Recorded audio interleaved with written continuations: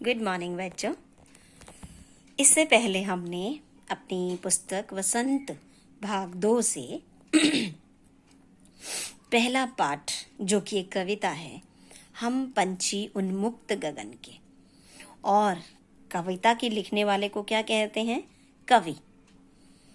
तो इसके जो कवि हैं उनका नाम है शिव मंगल सिंह सुमन। शिव मंगल सिंह सुमन। तो हमने पहली कविता को बहुत अच्छे से पढ़ा, समझा और उसे याद भी किया। और हमने इस कविता में आए हुए कुछ शब्दों के अर्थ को भी हमने जाना। जैसे उन्मुक्त, खुला आसमान, पिंजरबद्ध, बद्ध मीन्स बांधना, पिंजर पिंजरे में बांधना, गगन आकाश, कनक सोना, पुलकित खुश, कटुक कड़वा, निबोरी नीम पे जो फल लगता है उसे निबोरी कहते हैं, स्वर्ण सोना, श्रृंखला जो जंजीरें हैं जिसमें कैद किया जाता है, तरु पेड़, फुनगी जो पेड़ की सबसे ऊंची वाली चोटी, नभ आकाश, तारक तारे, सीमाहीन मतलब जिसकी सीमा ही ना हो, सीमाहीन है वो, सीमा ही नहीं है, बॉर्डर ही नहीं है, क्षितिज वह बिंदु जहां धरती और आसमान मिलते हुए प्रतीत होते हैं, असल में मिलते नहीं हैं, ये ध्यान रखना बेटा, प्रतीत होते हैं, नीड़ घोंसला, छिन्न भिन्न तोड़ना, छिन्न भिन्न कर देना, तोड़ देना, आकुल बेचैन, विघ्न रुकावट। ठीक है, तो हमने कविता को पढ़ा और इनके शब्दों के अर्थों को हमने जाना। अब हम कुछ सवालों पर आ जाएं जिनको हमने समझना है, क्योंकि हमने कविता तो पढ़ ली है। तो अब हम किसकी बात करेंगे? सवालों की। पहला सवाल है जो कहता है, पंछी कहाँ रहना चाहते हैं और क्यों? बता सकते हैं सभी? पंछी खुले आसमान में रहना चाहते हैं, लेकिन क्यों? क्योंकि उनकी प्रकृति ऐसी है। उनका निर्माण में जब किया गया है, उनका निर्माण तो पंखों के साथ किया गया है, पंख उड़ने के लिए दिए हैं, तो उनकी प्रकृति उड़ने की है, इसीलिए वो खुले आसमान में रहना चाहते हैं। प्रश्न नंबर 2, पिंजरे में कैद करके सोने की कटोरी में मैदा खाने की बजाय आज़ादी में क्या खाना पसंद करेंगे? वो कहते हैं, हमारा जो उत्तर बनेगा कि पिंजरे में कैद करके सब कुछ उन्हें आगे आगे अच्छा अच्छा खाने को दे दो। मैदा बहुत सॉफ्ट होता है, बहुत बारीक होता है, गेहूं के आटे से भी अच्छी चीज़ मानते हैं, कि उससे ज़्यादा अच्छा तो वो चाहेंगे उन्हें बस आज़ादी दे दो, और अगर आज़ादी है तो वो कड़वा फल भी खाने को तैयार है। कड़वा फल, नीम की निबोरी। आप अपने शब्दों में आंसर लिख सकते हो बेटा, मैं समझाने के लिए आपको इस तरह से समझा रही हूँ। आप सेम मेरे शब्दों का इस्तेमाल ना करके खुद के शब्द भी आप इसमें रख सकते हो। प्रश्न नंबर 3, पक्षी आजाद रहकर अपनी कौन कौन सी इच्छाएं पूरी करना चाहते हैं? बताओ जरा। आजाद रह के पक्षी उड़ना चाहते हैं, खुले आसमान में उड़ना चाहते हैं, बहता हुआ पानी पीना चाहते हैं, सीमाहीन क्षितिज को देखना चाहते हैं, होड़ लगाना चाहते हैं मिलजुल कर, ये सारी इच्छाएं आ जाएंगी। ठीक है, अगला सवाल, प्रश्न नंबर 4, भाव स्पष्ट कीजिए। मतलब क्या मतलब है इस लाइन का, क्या भाव है इस लाइन में, वो हमें बताना है। कि या तो क्षितिज मिलन बन जाता, या तंती सांसों की डोरी। कि जो हमारे पक्षी हैं वो ये कहते हैं कि हमें आज़ाद छोड़ दो, हम होड़ लगाना चाहते हैं सारे पक्षी मिलके। या तो हमें क्षितिज मिल जाएगा, हम क्षितिज को पा लेंगे, या फिर जो हम कंपटीशन कर रहे हैं, या हम जो उड़ रहे हैं, या फिर हमारी सांसों की डोरी जो है वो तन जाएगी, या तो हमें सांस चढ़ जाएंगे, या फिर हो सकता है कि भाई हम जो है उस थकान को क्या पता ना बर्दाश्त कर पाए, तो हम जो है मरने की तरफ भी अग्रसर हो सकते हैं, क्योंकि सांसों की डोरी जो है वहां भी तनती है, वहां भी स्टॉप हो जाती है, सख्त हो जाती है, रुक जाती है। तो हम दोनों बातें लिख सकते हैं बेटा। अगला सवाल, बहुत से लोग पक्षी पालते हैं, है ना?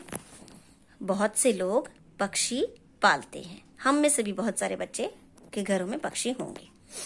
तो पक्षियों, पहला सवाल है प्रश्न नंबर 5 में पहला सवाल, पक्षियों को पालना उचित है या नहीं? ये आपकी राय है, ये आंसर मैं नहीं बताऊंगी, अपने विचार से लिखो। आप कहोगे कि पक्षियों को पालना उचित है, ये तो क्यों उचित है?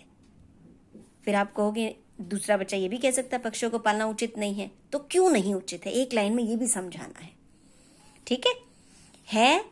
उचित है तो क्यों है, नहीं है तो क्यों है, ये भी समझाना है।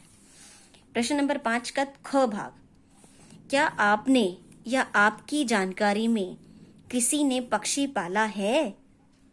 आप अगर हाँ कहते हो तो उसकी देखरेख किस प्रकार की जाती होगी, ये बताइए। आपने देखा होगा किस तरह से लोग उसकी देखभाल करते हैं, ठीक है? कर लोगे? अब हम आ जाएं इसी चैप्टर की भाषा की बात पर। यहां बात हो रही है स्वर्ण श्रृंखला, लाल किरण। ये क्या है?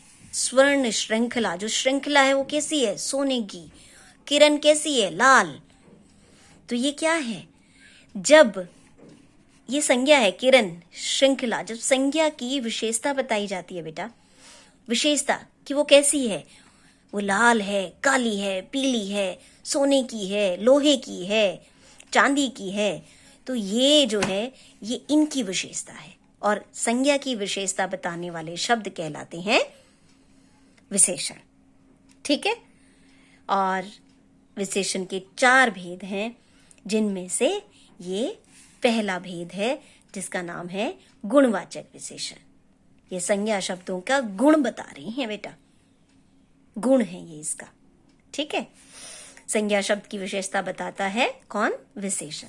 संज्ञा शब्द क्या है यहाँ पे? श्रृंखला, जंजीर। कैसी है जंजीर?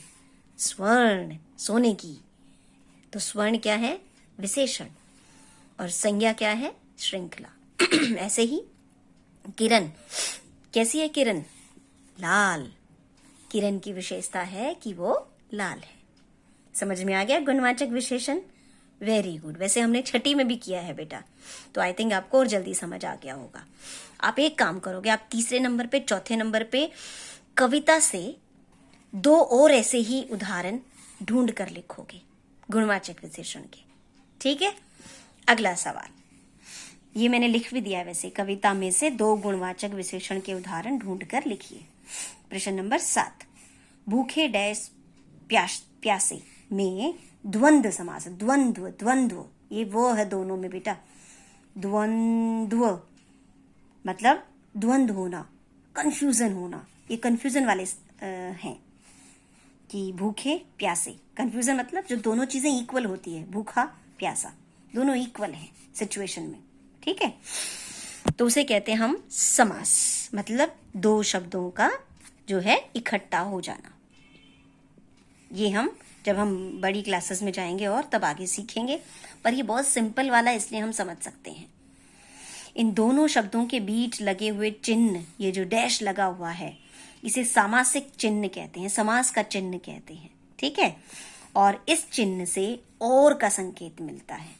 ये लगा है, इसका मतलब है और, भूखे और प्यासे। जैसे भूखे डैश प्यासे, भूखे और प्यासे।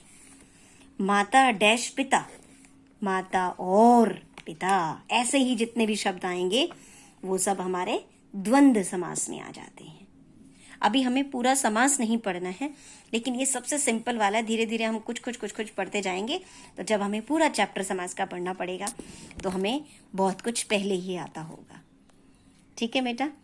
तो ये आपके क्वेश्चंस के आंसर्स हैं। बहुत सारे मैंने आपके आंसर सॉल्व करे हैं, लेकिन जो आपको सॉल्व करने हैं, जहां आपके विचार आएंगे, वो आप खुद करोगे। और अपने शब्दों में बेटा लिखना। पहले कविता जरूर ध्यान से सुनना, ताकि जब हम इन्हें लिखने बैठेंगे तो हमें इनके आंसर्स को कहीं ढूंढने की, कहीं चिंता करने की ज़रूरत नहीं होगी। हमें खुद ही इनके आंसर्स आते होंगे। ठीक है बेटा, धन्यवाद।